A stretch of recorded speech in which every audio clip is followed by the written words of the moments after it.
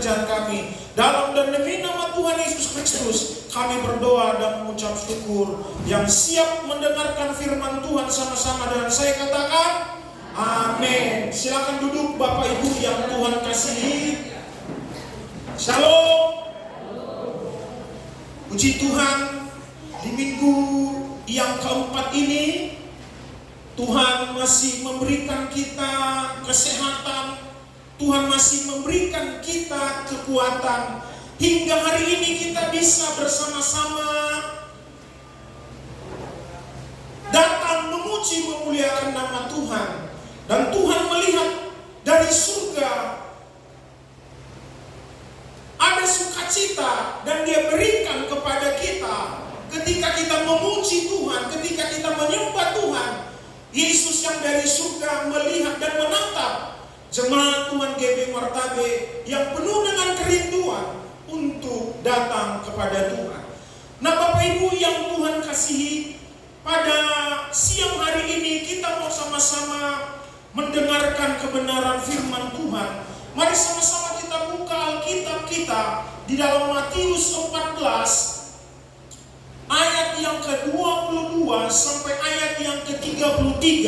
Kebenaran firman Tuhan sudah pernah kita baca, bahkan sudah sering kita dengar ini, tetapi kita mau sama-sama belajar kembali dari kebenaran firman Tuhan ini, terus diperbarui, ada rema, ada motivasi, ada kekuatan di balik firman Tuhan.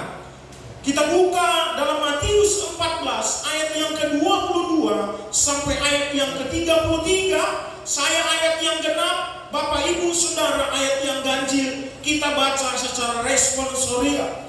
Judul perikopnya adalah Yesus berjalan di atas air, ayat yang ke-22. Sesudah itu Yesus segera memerintahkan murid-muridnya naik ke perahu dan mendahuluinya ke seberang. Sementara itu Ia menyuruh orang banyak pulang. Dan setelah orang banyak itu disuruh pulang, Yesus naik ke atas bukit untuk berdoa seorang diri. Ketika hari sudah malam, Ia sendirian di situ.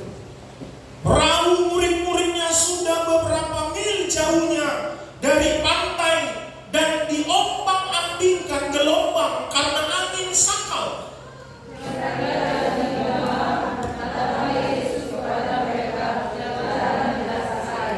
Ketika murid-muridnya melihat Dia berjalan di atas air, mereka terkejut dan berseru, "Itu hantu!" Lalu berteriak-teriak karena takut.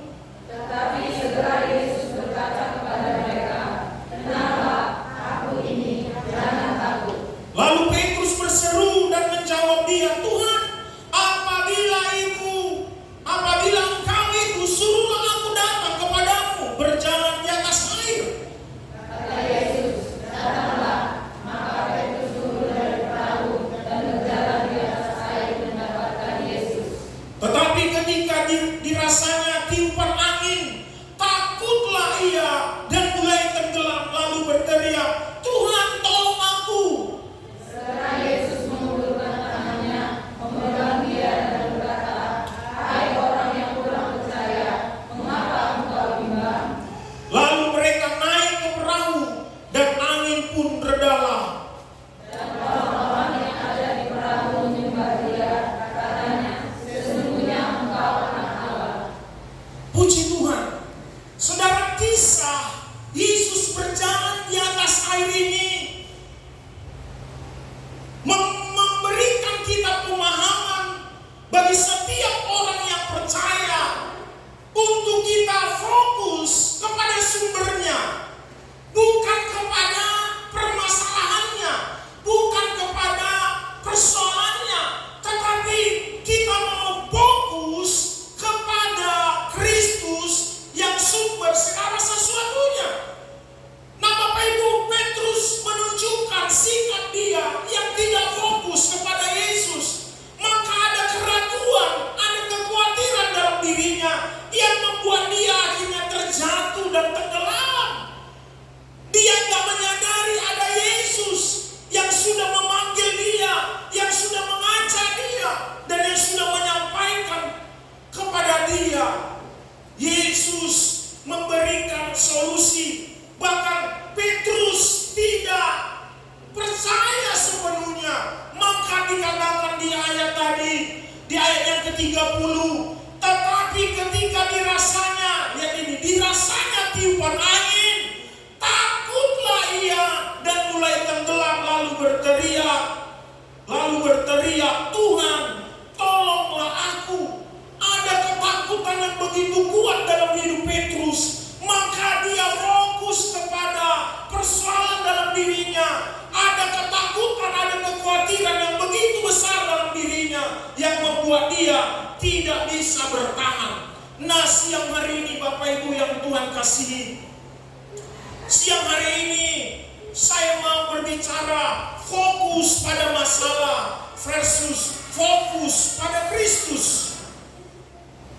Saudara, tahun 2023 disebut tahun badai ekonomi oleh banyak ahli ekonomi dunia, mengatakan bahwa tahun ini begitu sangat sulit. Bahkan Presiden kita menyampaikan bahwa tahun 2023 tahun yang begitu gelap, bahwa ekonomi semakin terpuruk dan akan semakin sulit. Akibatnya Bapak Ibu, kita melihat banyak terjadi PHK akhir-akhir ini. Banyak pemberhentian tenaga kerja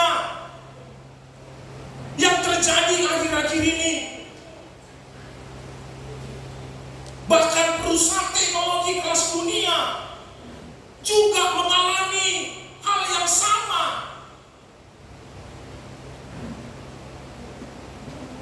Bahwa perusahaan mereka mengalami defisit atau mengalami stagnasi karena perubahan ekonomi yang begitu sangat drastis.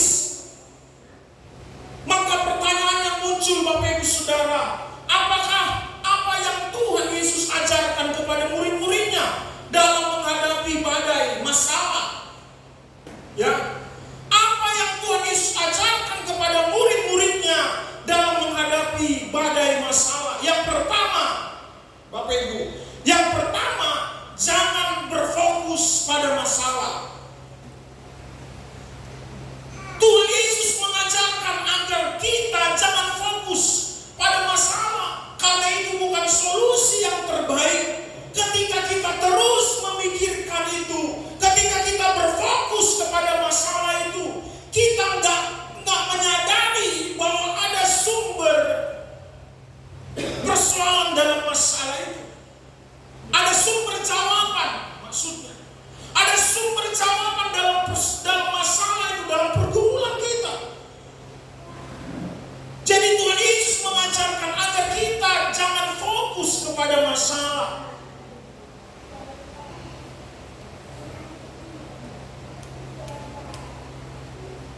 Tetapi Tuhan Yesus meminta agar kita lebih berfokus kepadanya dan beriman bahwa Tuhan kita lebih besar dari masalah yang kita hadapi.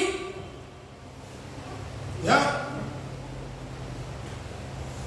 Ingatlah bahwa Tuhan berjanji akan memberi kelegaan bagi siapa yang mau datang kepadanya. Matius 11 ayat yang ke-28. Coba kita sama-sama buka Alkitab kita dalam Matius 11 ayat yang ke-28. Dan orang-orang yang ada di perahu, 11 ayat yang ke-28, marilah kepadaku semua yang letih lesu dan berbeban berat, aku akan memberikan kelegaan kepadamu. Di sini ada tawaran kepada setiap orang percaya bahwa ada janji Tuhan akan memberikan kita kelegaan, akan memberikan jawaban, akan memberikan solusi bagi setiap kita ketika kita mau datang kepada Dia, ketika kita mau berdoa kepada Dia. Yesus yang sumber pengharapan, Yesus yang sumber jawaban atas setiap masalah kita, mengingatkan kita kembali.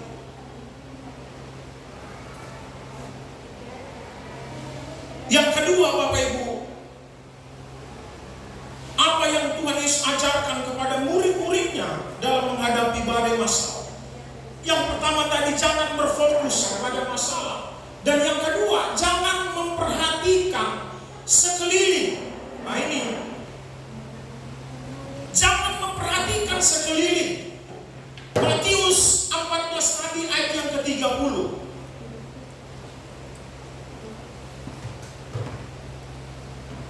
Matius 14 ayat yang ke-30 tadi, ya.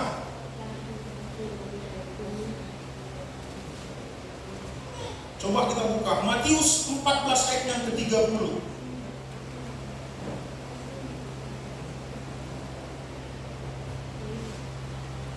Nah ini, tetapi ketika dirasanya tiupan angin, takutlah ia dan mulai tenggelam, lalu berteriak, Tuhan, tolonglah aku. Petrus hanya fokus memperhatikan di sekeliling dia, sehingga dia mulai khawatir dan takut. Ya, Tuhan Yesus juga mengajarkan agar kita belajar untuk tidak terlalu terpengaruh oleh keadaan yang ada di sekeliling kita, tetapi kita yakin bahwa Tuhan sanggup mengubah semua keadaan yang terlihat mustahil menjadi mungkin. Bagi setiap orang percaya harus klaim ini, bahwa Tuhan sanggup mengubah semua keadaan yang terlihat mustahil menjadi mungkin. Maka jangan fokus, jangan memperhatikan sekeliling kita, jangan fokus kepada masalah itu, jangan memperhatikan sekeliling kita aja terus. Jika ada orang yang sudah mulai merusak pikiran kita, mulai merusak hati kita, ada juga orang yang dikirimkan, Bapak Ibu Saudara, untuk mempengaruhi. Karena kita terlalu memperhatikan orang-orang yang ada di sekeliling kita, kita nggak fokus lagi kepada Yesus Kristus. Ya, jangan memperhatikan sekeliling kita yang membuat kita itu terpuruk. Fokus saja kepada Yesus Kristus. Sekeliling kita itu banyak godaan, banyak suara-suara bising, banyak suara-suara yang menyesatkan kita. Mendengarkan si A, mendengarkan si B, mendengarkan si C, sehingga cara berpikir kita sudah mulai dirusak si iblis, sudah mulai berubah, tak fokus lagi kepada Kristus, tetapi fokus kepada si A, si B, dan si C. Yang omongannya itu hanya menjatuhkan, yang omongannya itu hanya melemahkan, dan hanya omongannya itu hanya untuk menjas. Fokus dia kepada itu, fokus kepada masalah itu terus. Jadi kalau kita memperhatikan sekeliling kita, kita mulai ikut-ikutan dengan dia yang merusak. Kalau kita ikut-ikutan dengan dia yang mulai mencuci cara berpikir kita, enggak lagi fokus kepada Kristus, tapi fokus kepada pemberitaan-pemberitaan yang tidak penting, yang merusak. Jangan memperhatikan sekelilingmu, saudara. Ini yang harus kita rubah cara berpikir kita. Ya, Tuhan sanggup mengubah semua keadaan yang terlihat mustahil menjadi mungkin. Ini kita klaim. Janji Tuhan ya dan amin akan menjadikan. Secara manusia mungkin tidak mungkin. Mungkin kita berkata seperti itu, tetapi di dalam Tuhan tidak ada yang tidak mungkin. Tidak ada yang mustahil. Semua bisa ketika kita beriman, ketika kita percaya Dan ketika kita fokus kepada Yesus Kristus, bukan fokus kepada masalah. Petrus kenapa dia bisa jatuh? Fokus terus kepada masalah itu, fokus terus kepada situasi, keadaan. Dan dia sangat memperhatikan di sekeliling dia. Dia mulai bimbang. Dia gak fokus lagi berjalan di atas air. Kita memperhatikan pelayanan kita kiri kanan, sudah mulai menggoyang kita, sudah mulai mencuci otak kita, sudah mulai membuat kita tidak lagi fokus kepada pelayanan. Ini yang perlu kita rubah dalam diri kita. Maka Bapak Ibu Saudara, jangan memperhatikan sekelilingmu yang membuat engkau jatuh, yang membuat engkau yang membuat engkau susah untuk bangkit. Engkau hanya mendengarkan hal-hal yang tidak penting, saudara. Hal-hal yang tidak penting engkau dengarkan. Engkau lagi gak fokus. Disitulah iblis mulai merusak.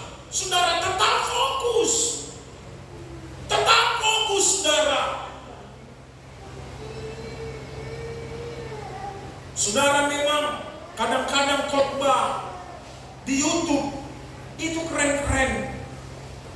Tapi secara tidak sadar, saudara, khotbah di YouTube itu dipakai untuk saling menyerang sebenarnya. Cocok dia rasa ini dia posting. Khotbah itu dipakai untuk menyerang. Maka saya bilang, kalau engkau melawan dengan hal seperti itu, berarti engkau tidak beda dengan dia. Engkau sama dengan dia.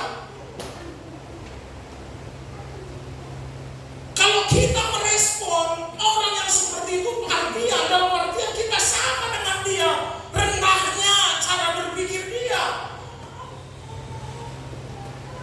Maka saya tidak akan pernah mau dengan demikian. Karena kapasitas saya itu di atas rata-rata, bukan di bawah rata-rata. Jadi saya nggak mau merespon hal yang buruk, hal yang membuat kita nggak fokus. Tetap aja fokus kepada Kristus. Jangan memperhatikan sekelilingmu. Kalau engkau terlalu serius memperhatikan sekelilingmu, engkau tidak lagi fokus. Petrus mulai dia bimbang karena dilihatnya kiri kanan. Ombak badai, gelombang yang begitu kuat mencuci otaknya, cara berpikirnya. Maka dia jatuh dan hampir tenggelam. Ya. Situasi ekonomi global memang diprediksi akan terus memburuk. Tetapi percayalah bahwa Tuhan berjanji akan selalu menyertai di setiap musim hidup kita. Dia berjanji. Dia berjanji akan selalu menyertai. Akan selalu menolong. Tepat pada waktunya. Tidak terlambat sedetik pun pertolongan Tuhan. Tidak akan pernah terlambat. Ya. Fokuskan hidup hanya kepada Yesus yang berjanji menyertai kita, memberikan jalan keluar tepat pada waktunya. Fokus kepada Dia. Maka ketika ada bisikan-bisikan yang ingin menjatuhkan dia, fokus dan berdoa, minta kekuatan daripada Tuhan, minta penyertaan dan pertolongan dari Tuhan. Maka kita bisa lalui persoalan itu. Dan yang ketiga, Bapak Ibu Saudara, apa yang Tuhan Yesus ajarkan kepada murid-muridnya dalam menghadapi badai. Yang ketiga, jangan bimbang. Ya. Jangan bimbang.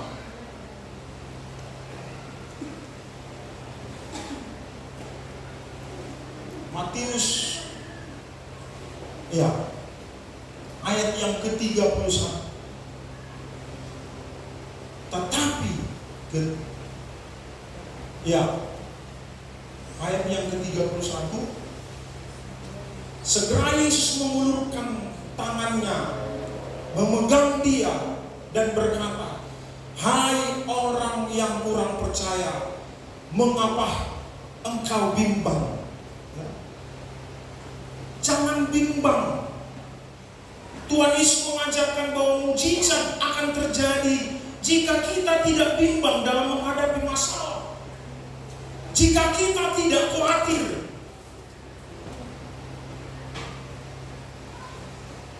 jangan ragukan kedahsyatan Tuhan. Kita percaya bahwa Allah sanggup menolong kita tepat pada waktunya, walaupun saat ini sepertinya belum ada jalan keluar. Percayalah bahwa Allah turut bekerja dalam segala sesuatu untuk mendatangkan kebaikan bagi orang yang mengasihinya. Percayalah bahwa Allah turut bekerja dalam segala sesuatu untuk mendatangkan kebaikan bagi orang yang mengasihinya. Jadi apalagi yang kita ragukan dalam hidup ini, apalagi yang kita bimbangkan, apalagi yang kita khawatirkan, yang kita takutkan dalam hidup ini, ketika Tuhan sudah menawarkan kepada kita, tugas kita hanya mengasihi Dia, melayani Dia. Tugas kita hanya fokus kepada Kristus, bukan fokus kepada dunia yang membuat kita kacau, yang membuat kita bimbang, yang membuat kita takut.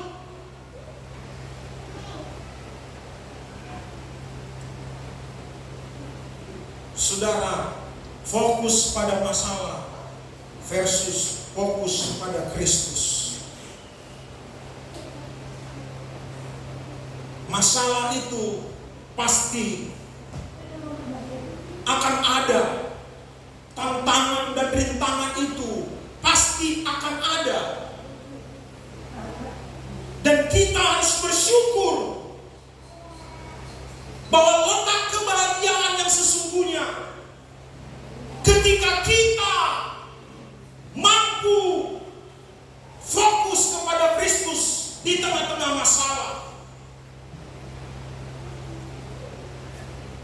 Bahwa diletak kekuatan yang sesungguhnya ketika kita mampu bersyukur dalam situasi yang sulit.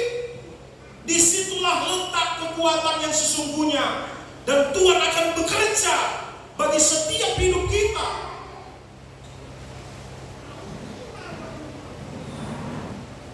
Selama kita masih ada, selama masih kita bernafas, saudara, selama itu juga persoalan, selama itu juga masalah, tantangan pasti akan mengikuti kita, dan itu tidak akan membuat kita lemah, dan itu tidak akan membuat kita khawatir, dan itu tidak akan membuat kita terpisah dari kasih Kristus, tetapi akan semakin Tuhan tunjukkan bagaimana Dia mengatur hidup kita, bagaimana Dia merencanakan hidup kita sedemikian baik.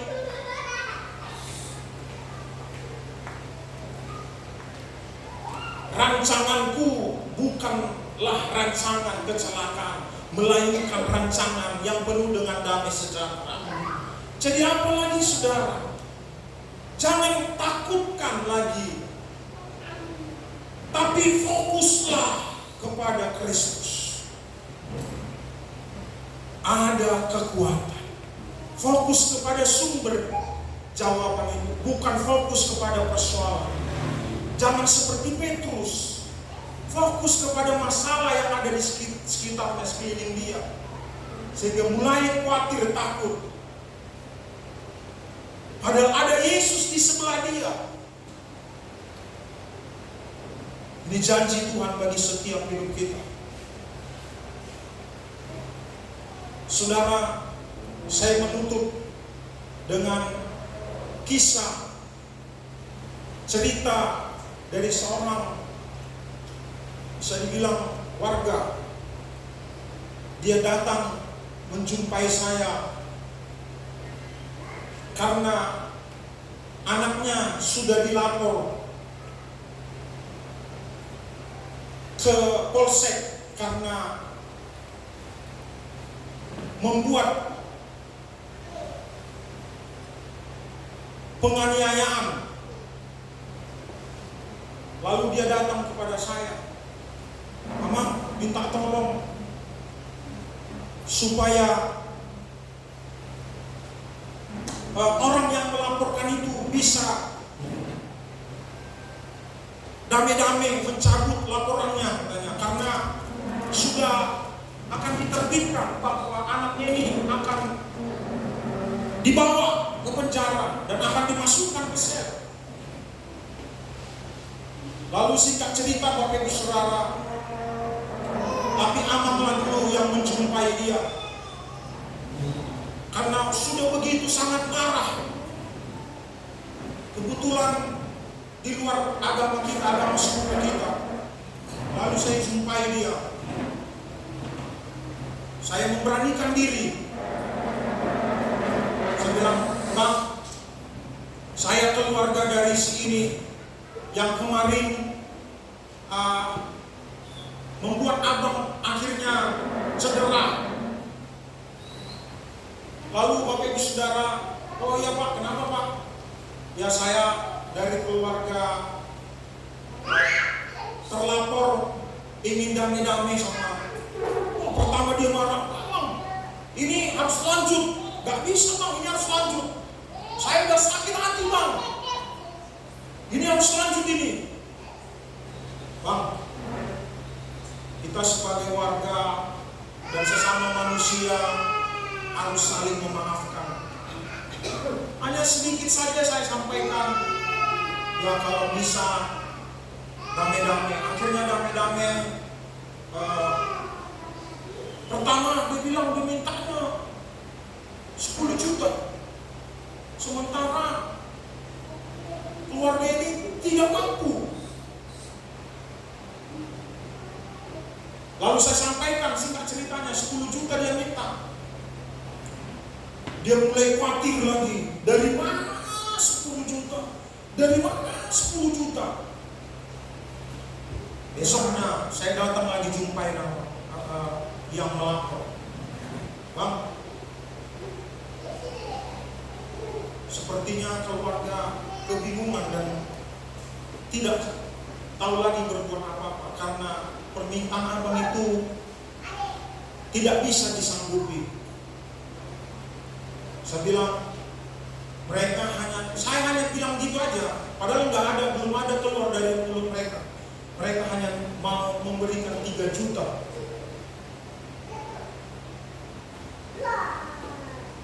Lalu abangnya bilang, tunggu Bang, saya diskusi dulu sama istri. Ketika dia diskusi, puji Tuhan Bapak Ibu Saudara, dia terima 3 juta. Gak tahu karena mungkin dia kepepet butuh duit untuk biaya apa segala macam, gak tahu lah gitu kan. Lalu saya sampaikan kepada terlapor ini, bilang, abang ibu sudah mau 3 juta. Padahal belum tahu dia, loh kok bisa jadi segitu? Ya saya beranikan aja bilang segitu, walaupun belum saya kabari sama tulang, saya bilang. Langsung cepat itu dia, artinya dia pinjam sebagian, udah ketemu dengan abang ini yang melapor buat perdamaian dan tarik laporan ke polsek. Saudara, ketika dia fokus kepada masalah itu, fokus dengan 10 juta itu, mungkin tidak ada jawaban, tidak ada jalan keluar. Kadang-kadang memang seperti itulah.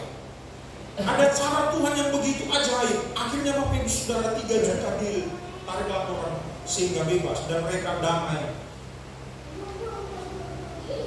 Dalam artian, fokuslah kepada sumber pengharapan itu. Fokuslah kepada Yesus Kristus yang memberikan jalan keluar buat setiap persoalan dan masalah kita. Amin untuk firman Tuhan. Mari sama-sama kita